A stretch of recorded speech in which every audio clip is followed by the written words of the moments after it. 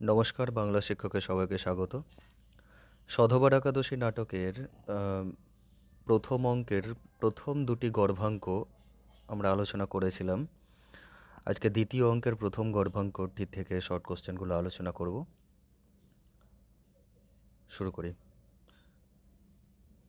কল্যাণী বিশ্ববিদ্যালয়ের পাঠ্যান্তর্গত 5th সেমেস্টারের পাঠ্য এটি। প্রথম প্রশ্ন, সধবার একাদশী নাটকের কুমুদিনীর শয়নঘরের দৃশ্য কোনটি? না, নাটকের দ্বিতীয় অঙ্কের প্রথম গর্ভাঙ্কের দৃশ্যটি প্রথম পাওয়া যাচ্ছে, শয়নঘরের দৃশ্য। আর একবার আছে অবশ্য, সেটি তৃতীয় অঙ্কের দ্বিতীয় গর্ভাঙ্কতে আছে।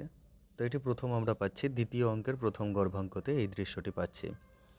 পরের প্রশ্ন হলো, তোর আজগবি স্বাদ দেখে আর বাঁচি নে, বক্তা কে আর প্রসঙ্গ কি? না, বক্তা এখানে হলো অটল বিহারীর স্ত্রী কুমুদিনী বলেছে এই কথাটি। না, অটলের ভগিনী মানে বোন সৌদামিনী রসিকতা করে যখন জানায় যে তারও স্বামী একদিন মদ খেয়ে আসুক ও মেয়ে মানুষ নিয়ে ফুর্তি করুক, এটা দেখতে সে চায়, তখন কুমুদিনী এই জ্বালায় জর্জরিত হয়ে বলেছিল যে তো রাজকবির স্বাদ দেখে আর বাঁচি নেই। পরের প্রশ্নটা হলো যে কুমুদিনীর কথায় অটল কোথায় পড়ার জন্য ভর্তি হয়েছিল?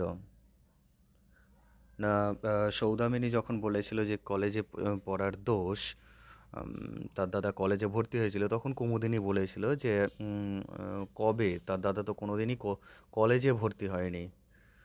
তখন বলেছিল যে গৌরমোহন আড্ডের স্কুলে কয়েকদিন এবং ডেভিড হেয়ার মানে হেয়ার সাহেবের স্কুলে কয়েক মাস পড়াশোনা করেছিল।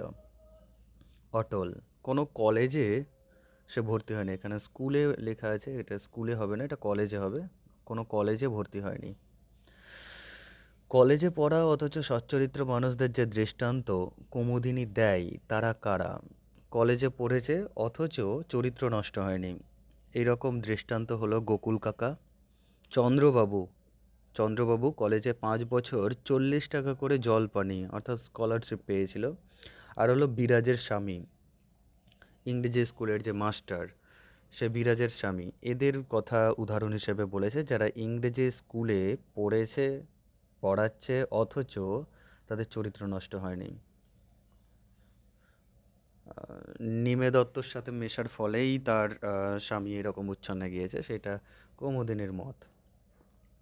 অটলের খাসিয়ার কে? না, নিমচাঁদ দত্ত। বলো দেওরা রে এর ব্যাওরা কি? এর ব্যাওরা কি, এই ছড়াটি কে কাকে উদ্দেশ্য করে বলেছিল? না, কুমুদিনী সৌদামিনীর চিবুক ধরে এই ছড়াটি বলেছিল। পরের প্রশ্ন, মাগো শুনে জ্বর আসে, প্রসঙ্গ লিখো। না, সৌদামিনী তার দাদা অটলের কীর্তির কথা কুমুদিনীর সামনে বলতে গিয়ে জানিয়েছিল যে কুমুদিনীর অবর্তমানে একদিন কাঞ্চনকে অটল বাড়ি নিয়ে আসে এবং তার ফলে তার বাবা এবং কাকা দুজনে অপমান করে তাকে তাড়িয়ে দিলে অটল বাড়ি থেকে বন্দুক নিয়ে নিজের মাথায় ধরে এবং জানায় যে সে এখনই গুলি খেয়ে মরবে যদি তাকে বলতে কাঞ্চনকে যদি ফিরিয়ে না আনার ব্যবস্থা করে। তখন এই বন্দুক মাথায় ধরার কথা শুনে কুমুদিনী আঁতকে ওঠে এবং প্রশ্নোক্ত কথাগুলি বলেছিল। এই লাইনটা সম্পর্কে মাগো শুনে জ্বর আসে এই কথাটা সম্পর্কে দুটো টিপ্পণী এখানে দিই। কুমুদিনী বলেছিল, এই অঙ্কতেই আছে, কুমুদিনী বলছে যে এক মরে যায় জানতাম, মরে গেল, জ্বালা মিটত, কিন্তু সে আছে অথচ নেই, এটা সহ্য হয় না। ঠিক আছে, অমন ছেলেকে নুন খাইয়ে মারতে হয়, এই সমস্ত কথাগুলো কিন্তু কুমুদিনী বলেছে। কিন্তু যখন দেখা যাচ্ছে যে তার স্বামী সত্যি সত্যি বন্দুক গলায় ধরে নিয়েছিল মরে যাবার জন্য একটা বেশ্যাকে ফিরিয়ে আনার কারণে, এই বন্দুক ধরার দৃশ্যটা বা বন্দুক ধরার কথাটা শুনেই সে কিন্তু আঁতকে উঠেছিল। অর্থাৎ স্বামীর প্রতি তার যতই অভিমান থাকুক, স্বামীর প্রতি যতই তার রাগ থাকুক, ঘৃণা থাকুক, তার স্বামী যখন সত্যি সত্যি মরবার জন্য যখন উদ্যত হয়েছে, তখন সে কিন্তু সেটা ভালোভাবে নেয়নি, মানে চুপচাপ শুনেই থাকেনি, সে কিন্তু আঁতকে উঠেছে। অর্থাৎ স্বামীর প্রতি ভালোবাসা তার ঠিকই ছিল। পরের প্রশ্নটা উফ, পরের প্রশ্নটা হলো যে বেটি হয়তো জাদু জানে, কার কথা বলা হয়েছে আর বক্তাকে? না, বেটি অর্থাৎ কাঞ্চন, কাঞ্চনের কথা বলা হয়েছে, আর বক্তা হলো সৌদামিনী। সৌদামিনী কাঞ্চন সম্পর্কে কথাটা বলেছেন। অমন গোপালকে নুন খাইয়ে মারতে হয়, বক্তা কে আর কোন প্রসঙ্গে বলেছে?